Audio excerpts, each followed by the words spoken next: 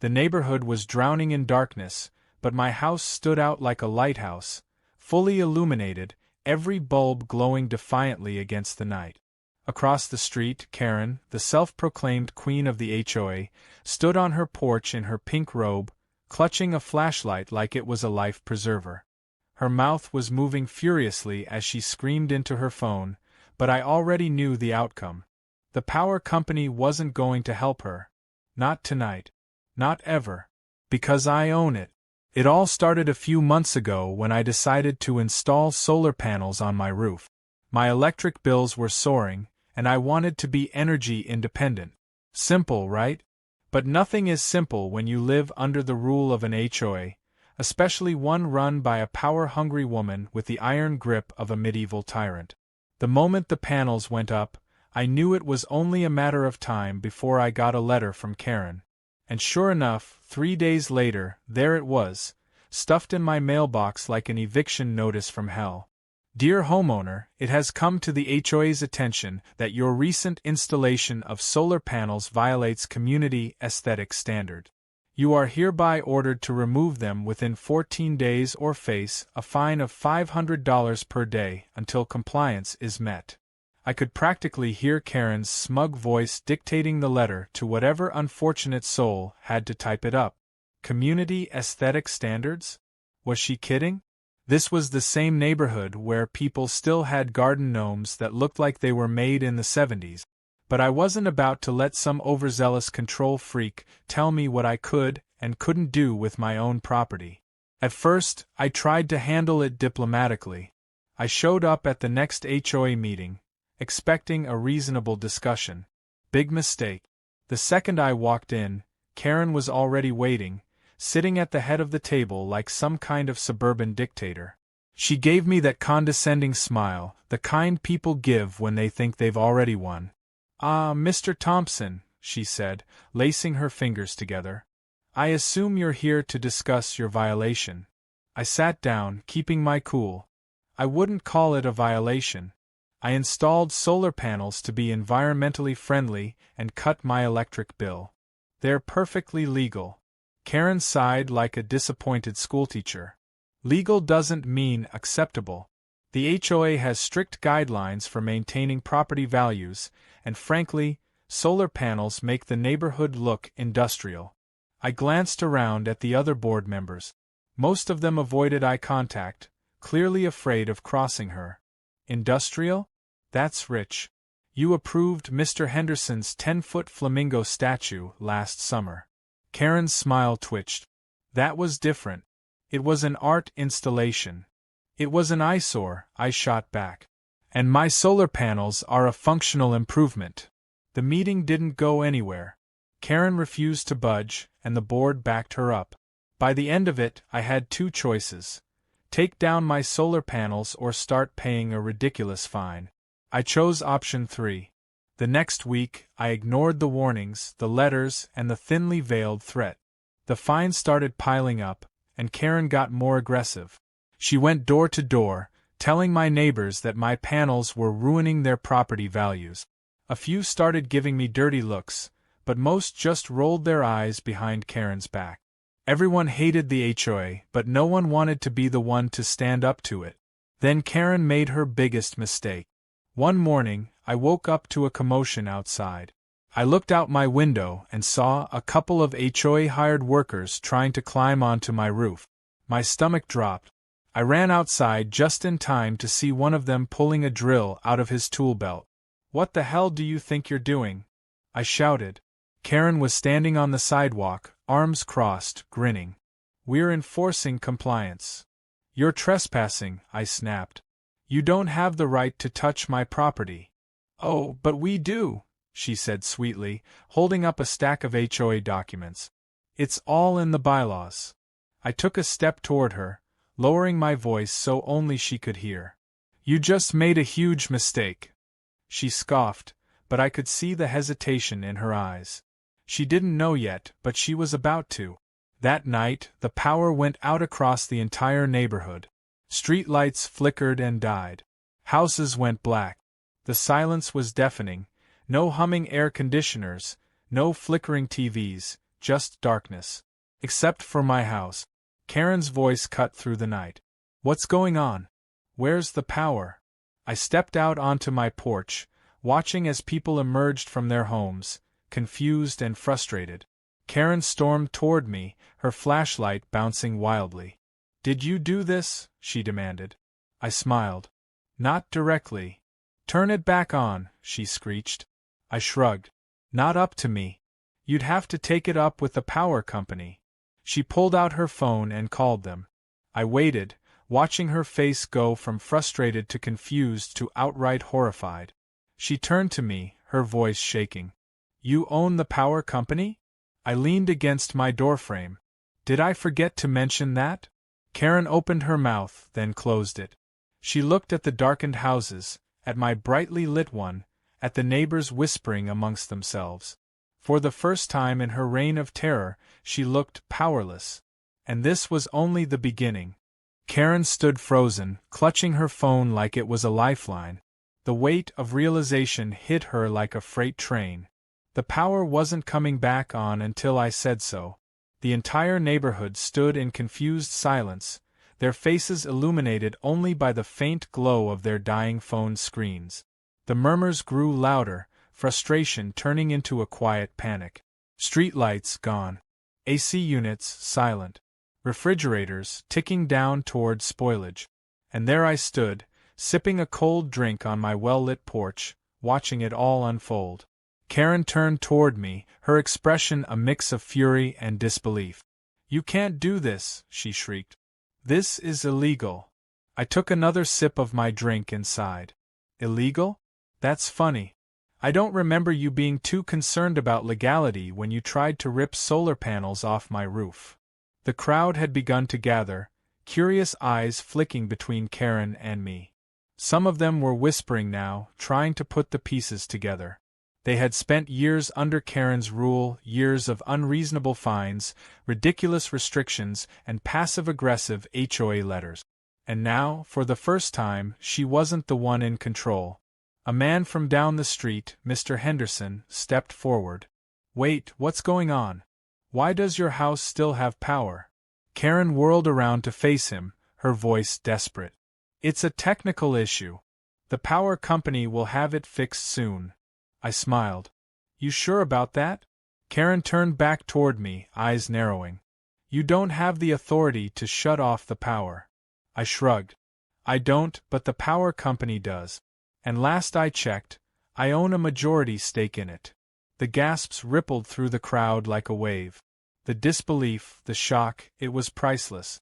Karen's face went pale. She looked around wildly, searching for someone, anyone, to back her up. But the board members were standing at a distance, unwilling to jump into a sinking ship. Mr. Henderson let out a low whistle. So you're telling me that the guy you've been fining and harassing for weeks is the same guy who owns the power grid we all rely on? Karen's mouth opened and closed like a fish gasping for air. This is ridiculous. You can't just cut off power to an entire neighborhood out of spite. I raised an eyebrow. Spite? Oh no, this was just a clerical issue. You see, the HOA was supposed to pay the neighborhood's shared maintenance fees for power distribution. But for some reason, they haven't been making the payments on time. I gave her a mock frown. Maybe it's all those expensive letters you keep sending me. Those certified mail fees add up. Karen's fists clenched at her sides. You can't hold an entire neighborhood hostage. I gave her a lazy shrug. You know what's funny? That's exactly how I felt when you tried to fine me for legally installing solar panels. The murmur of the crowd had turned into full-blown discussion. Some people were angry, but not at me. They were angry at the HOA, at Karen, at the years of pointless rules and micromanagement. A woman from 2 houses down spoke up. Wait. So if the HOA actually paid their bills, this wouldn't have happened. I nodded. That's right. But the HOA prioritized aesthetics over basic necessities. I mean, I get it. Enforcing mailbox colors is obviously more important than making sure people have electricity. Laughter rippled through the crowd, and Karen's face turned a dangerous shade of red. She wasn't used to this, being questioned, being mocked. The power dynamic had shifted, and she had no idea how to handle it. She took a deep breath, trying to steady herself. Fine. I'll call an emergency HOA meeting. We'll resolve this. I gave her a slow clap. Oh, an emergency meeting. Now that's funny. Where were the emergency meetings when you were threatening to fine me $500 a day? Where was the concern when you were telling the neighborhood I was bringing down property values? She flinched, but I wasn't done. I turned to face the crowd. Let's be honest here. This isn't just about my solar panels. This is about control. Karen and the HOA have been running this place like a dictatorship for years. Every time someone painted their house the wrong shade of beige, every time someone left their trash bin out too long, they got a fine. But when it comes to something that actually matters, keeping the power on, they drop the ball. A man near the back of the crowd muttered, "Yeah, I got fined for having a flower pot that was too vibrant." Another voice chimed in, "My kid left his bike in the driveway for 5 minutes, and they sent me a warning letter." The whispers turned into a full-on rebellion. People were airing their grievances, listing off every petty fine, every unreasonable demand. And Karen? She was losing them. Fast. She held up her hands, trying to regain control. "Everyone, please. This is a simple misunderstanding. We'll have power restored soon." I leaned against my porch railing. "Oh, I have no doubt the power will come back on. But only under one condition." Her eyes locked onto mine. "And what's that?" I smiled. "My solar panels stay. No fines, no threats, no ridiculous HOA interference. They stay. Period." Karen's eyes blazed with rage. "That's blackmail." I shook my head. "No, Karen. That's negotiation. Something you never offered me." She looked around, searching for support. But the board members weren't backing her up. The neighbors weren't on her side. She was alone. Finally, with a deep, shuddering breath, she spat out the words. "Fine. Keep your stupid solar panels." I grinned. "Fantastic. I'll have the power company process the payments tomorrow. Should be back by morning." The crowd let out a collective sigh of relief. Some were still muttering, but most were just happy that the nightmare was almost over. Karen, on the other hand, looked like she had swallowed a lemon. This was the first time she had been publicly outmaneuvered, the first time someone had pushed back and won. She turned on her heel and marched back to her house, slamming the door behind her. But as I watched her retreat, I knew this wasn't over. Not yet. Because Karen? She wasn't the type to let something like this go. She was already plotting her next move. And I was more than ready for it. The power was restored by morning, just as I had promised. The neighborhood hummed back to life. Air conditioners kicked on, refrigerators whirred, and televisions flickered with the morning news. But something had changed. It wasn't just the electricity that had been turned back on, it was the neighborhood itself. The control Karen once had was slipping through her fingers, and she knew it. For the first time, people weren't afraid to talk back. The spell she had over them, the fear of fines and warnings, was breaking. The way they looked at her now wasn't the same. There was no respect, no submission, just the realization that she wasn't as powerful as she had always pretended to be. And that must have been killing her inside. But if there was one thing I knew about Karen, it was that she wasn't going to let this slide. She might have been backed into a corner, but a cornered Karen was still a dangerous one. I expected retaliation. I knew she would try to find some way to get back at me. And sure enough, she did. 2 days after the power fiasco, I woke up to the sound of knocking. Not the polite kind, either. The aggressive, impatient kind that said, "I'm here to make your life miserable." I sighed, already knowing who it was before I even opened the door. Standing there, looking smug and self-satisfied, was Karen. And next to her was a man in a suit, holding a clipboard. "Good morning," Karen chirped, her voice laced with fake sweetness. "I hope you've been enjoying your solar panels." I crossed my arms. "What do you want, Karen?" She gestured to the man beside her. This is Mr. Davies from the zoning department. It's come to our attention that your solar panels may be in violation of local zoning laws. We're just here to conduct an inspection." I couldn't help but smile. She really thought this was going to work. Mr. Davies stepped forward, clearing his throat. "Sir, we received an anonymous complaint regarding potential zoning violations concerning your solar installation. I'm required to conduct an inspection to ensure compliance." Karen's eyes gleamed with triumph.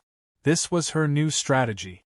If she couldn't win through the HOA, she was going to try to use city regulations against me.